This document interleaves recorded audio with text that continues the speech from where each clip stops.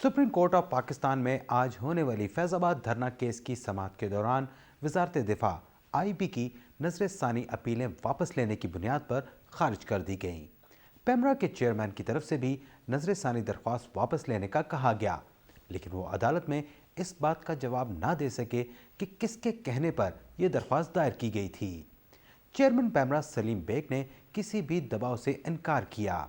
ये वही केस है जिसमें पाकिस्तान के हसास और रियासती इदारों पर इल्ज़ाम आयद किया गया था कि उन्होंने 2017 में फैज़ाबाद धरने को मदद फराहम करके उस वक्त की मुस्लिम लीग नून की हुकूमत को मजबूर किया कि वो धरना देने वाले अफराद के साथ मुआहदा करें। सुप्रीम कोर्ट ने 2019 में फैसला दिया था कि फौजी अफसरान समेत तमाम जिम्मेदारान के खिलाफ कार्रवाई की जाए, लेकिन अब तक इस फैसले पर अमल दरामद नहीं हुआ।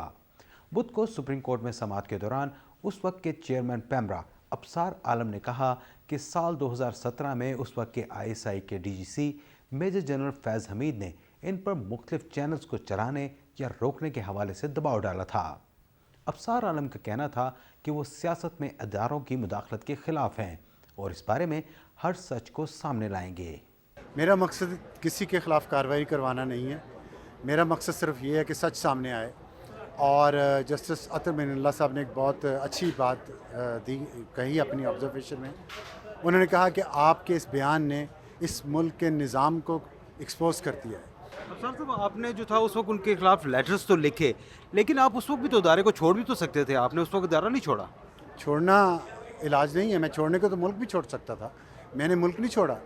मैंने इदारा क्यों छोड़ता? मैं गिल्टी नहीं था किसी चीज़ का।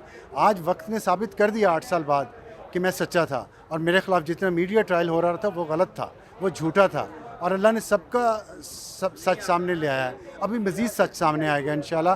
अगर TORs उस कमीशन के जिसको सजेस्ट किया गया आज वो बन गए TORs और उसकी लाइव कवरेज की गई, जिसका president supreme court of Pakistan ने ख़ुद सेट कर दिया है, अपने यहाँ जो लार्जर बेंच बना था, फुल कोर्ट बेंच बना था, उसकी लाइव कवरेज हुई थी और कौम पूरी ने सच देखा।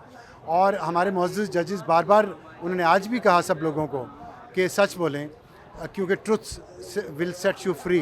तो मेरी ये रिक्वेस्ट है सुप्रीम कोर्ट से भी और कमीशन के TORs लिखने वालों से भी कि वो इनमें लिखें कि लाइव कवरेज होगी और कौम खुद देखेगी बग़ैर मिलावट के कि क्या सच है और क्या झूठ है, और उसमें मीडिया को आने की इजाज़त होनी चाहिए, पब्लिकली ओपन होना चाहिए उसकी प्रोसीडिंग्स, और let people of Pakistan see the truth, because truth will set them free as well.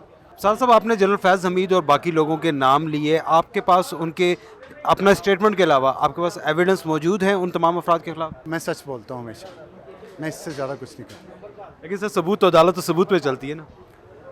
आज तक सच बोला है और अल्लाह ने सुरखरू किया है, इंशाल्लाह इस बार भी करेगा। यानी कि आपके पास सबूत नहीं है कोई बाकायदा? आपके पास ये नहीं है कि आपको फैज़ हमीद ने ही कॉल की थी या किसी और ने की थी?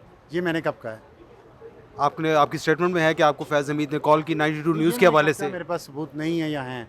मैंने आपको कहा है कि अल्लाह ने हमेशा सच को सुरखरू किया है। अभी भी जो सच होगा वो सामने आ जाएगा। लाइव कवरेज करवाएं उस कमीशन की, असल बात ये है। अबसार आलम के इन इल्ज़ामात पर साबिक डायरेक्टर जनरल ISI जनरल फैज़ हमीद ने सुप्रीम कोर्ट या किसी भी फोरम पर बराह रास्त जवाब नहीं दिया। अलबत्ता वजारत दिफा ने फैज़ाबाद धरना केस में नजर सानी की दरख्वास्त दी थी, जो अब वापस ले ली गई है। पाकिस्तान फ़ौज माजी में ऐसे इल्ज़ामात की तरदीद करती आई है।